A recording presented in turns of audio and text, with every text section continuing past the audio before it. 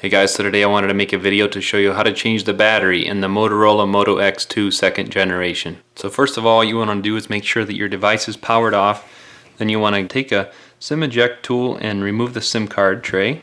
So remove that. Use the same SIM card tray removal tool or something similar that you can push in. There's a little hole right in here that you can push up and you can see the back start separating right there. So what you can do is do that, and then what I use is a really thin pry tool like this. I'll link to this in the description so you can find it, and it just opens it up so you can start using that if you want. Then you can just start sliding carefully down the side here like this. It just has adhesive under it and you can just work your way down around with this. Just keep working your way around. Now when you get up here close to the volume and power buttons, you want to be careful.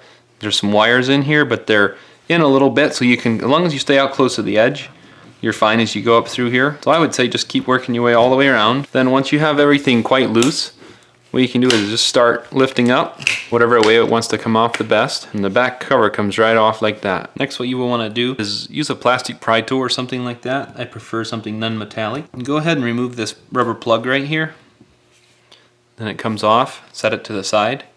Then you want to disconnect the battery right here. Pry up on it carefully. Then we'll also want to remove this rubber plug right here. Then you want to just pry up on that connector right there. And you also want to use the tweezers or something.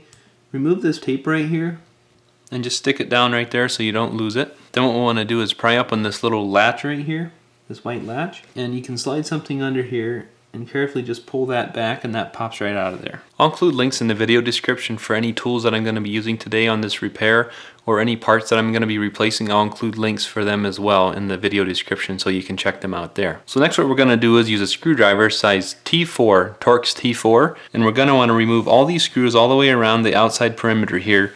All the black ones, there should be 18 of them. There's 2 in these pockets as well. And don't remove this silver one for the power and volume button. Just remove all the black ones here, and you don't need to worry about these 3 silver ones around the logo here either. So next, now that you use a T4 screwdriver and you took all the screws all the way around, you don't have to worry about mixing the screws up. They're all the same size. Just want to let you know. So next, what you want to do is just grab this and start separating. It should come right apart, just like that. To change the battery, what you will want to do is just grab something to pull these tabs up so you can grab onto them. So grab this tab right here and you just pull it towards you like this. It's really long, it just pulls out. You want to do the same on this side. Get it up so you can get to it. Grab it with your fingers. You just want to grab and pull it.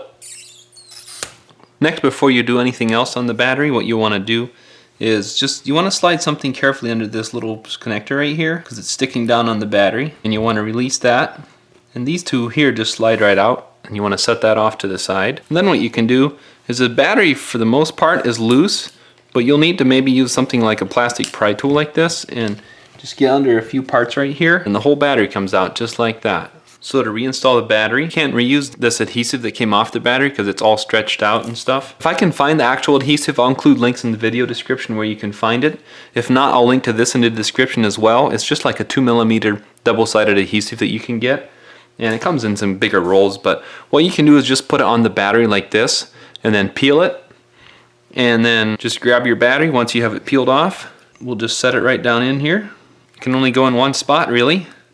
Then you just want to press down to make that adhesive stick. Then we can go ahead and grab this part right here and stick it right down kind of centered in that hole there, where we can easily get this connector here lined up to it. And we'll put this one in his spot too. Put both of those in their spot.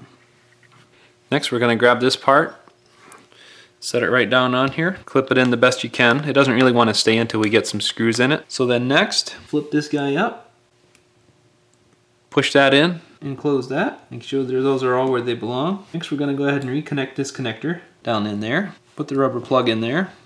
Then we'll go ahead and put this tape back on here. Let's reconnect the battery down in there. You can go ahead and put the battery plug back in there. Go ahead and put all the screws in all the way around. So to reinstall the back cover, what you can do, for the most part, you can reuse the adhesive that's on here if you take it off carefully. If you do need some for some reason, you can either get some actual adhesive, and I'll link to this where you can find it, or if you want to use like this double-sided adhesive, it's just like a 2mm double-sided.